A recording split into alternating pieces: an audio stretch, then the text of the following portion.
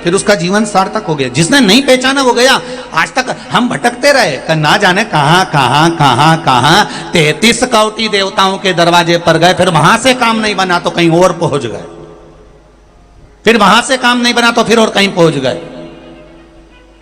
अपने ही धर्म से हम भटकते चले गए और भटकते भटकते भटकते भटकते अंत में हताश होकर बैठ गए कि भैया अब तो कहीं काम नहीं होने वाला, अब तो सब बेकार है। तब जाकर आखिरी में शंकर भगवान पर विश्वास आकर टिका और फिर कहेंगे तुम्हें कहीं जाने की जरूरत नहीं है, तुम्हारे घर के पास में जो शंकर का मंदिर हो, एक लोटा जल लेकर उस शंकर भगवान के मंदिर में जाना प्रारंभ कर दो, एक लोटा जल चढ़ाना प्रारंभ कर दो, अपने दिल की बात मेरे महादेव से कहना प्रारंभ कर दो। वो सुनेगा और दिल से सुनेगा, क्योंकि वो बहुत दूर नहीं है, वो कंकर और शंकर में समाया हुआ है, वो मृत्यु में निवास करता है, मृत्यु लोक में। जब राम जी महाराज भी लंका पर विजय प्राप्त करने जाते हैं तो पहले शंकर भगवान का अभिषेक पूजन कर जाते हैं।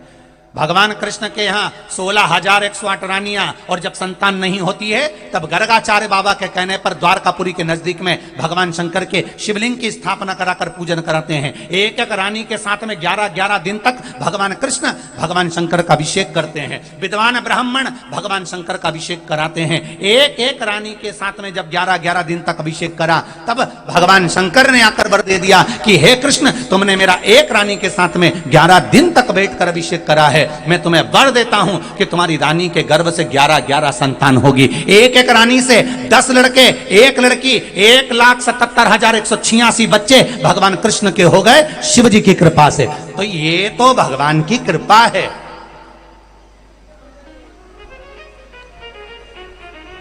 एक किसी ने पहले भी प्रश्न करा था कि गुरुजी ये आंकड़े की जड़ वाला प्रयोग और भगवान शंकर का ये प्रयोग करते हैं तो कई लोगों को हमने देखा कि उनके जुड़वा छोरा छोरी होते हैं, तो एक क्यों नहीं होता? हमने कहा भगवान जब भी देता है तो सब पर फाड़ के देता है, उसमें क्या टेंशन।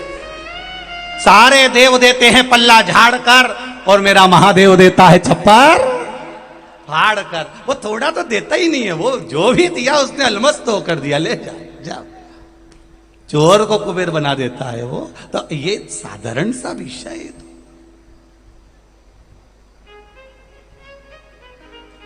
कितनी कृपा, कितनी उदारता।